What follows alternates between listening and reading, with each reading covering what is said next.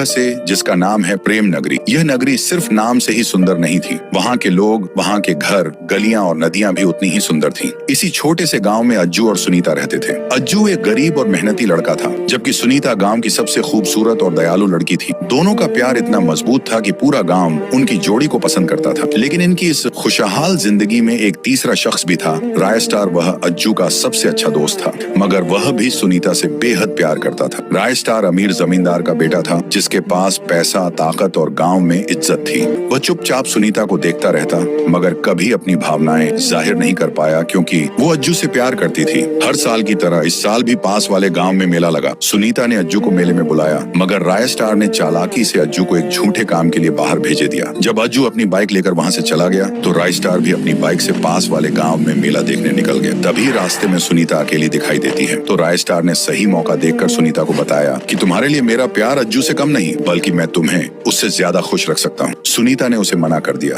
और वो वहाँ से चली गई, मगर रायस्टार ने ठान ली, अगर वह सुनीता को नहीं पा सकता तो कोई और भी नहीं पाएगा।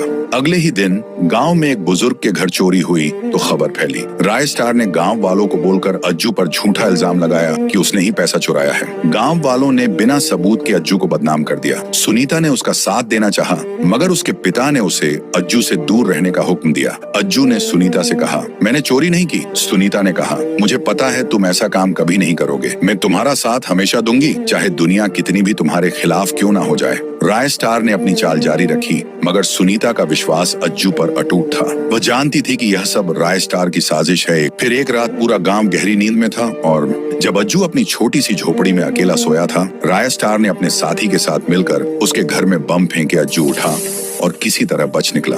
उसके लिए प्रेम नगरी में रहना मुश्किल हो गया। दर्द और निराशा से भरा हुआ अज्जू ने एक रात चुपचाप गांव छोड़ने का फैसला किया। वह सुनीता से मिले बिना ही गांव छोड़कर चला गया। जब सुबह सुनीता को पता चला कि अज्जू गांव छोड़कर जा चुका है, तो उसका दिल टूट गया, लेकिन उसने हार नहीं मानी। धीरे धीरे सुनीता ने और भी सबूत जुटाए। कई महीनों बाद अज्जू एक सफल व्यापारी बनकर वापस लौटा। उसने अपनी मेहनत से दूसरे शहर में नाम कमाया था। जब उसे पता चला कि रायस्टार अब भी सुनीता को परेशान कर रहा है, तो वो उसी समय अपनी लैम्बोर्गिनी से गांव आया और उसने रायस्टार के दोस्त को देखा, तो वो लैम्बोर्गिनी से उतरा और रायस्टार के दोस्त को 1 लाख रुपए देकर पूछा, वो चोरी किसने कराई। उसने बताया कि रायस्टार ने ही चोरी करवाई थी और आपको बदनाम किया था। तो ये सुनकर अज्जू आग बबूला हो गया। चारों तरफ धुआं धुआं हो गया, गोलियों की आवाजें, और जब धुआं छटा तो रायस्टार का दोस्त मरा हुआ नीचे पड़ा हुआ था। तो दोस्तों, अगर हो कि अगले पार्ट में अज्जू, रायस्टार और सुनीता के बीच का घमासान युद्ध देखना, तो इस वीडियो को 10,000 लाइक्स तक पहुंचाओ।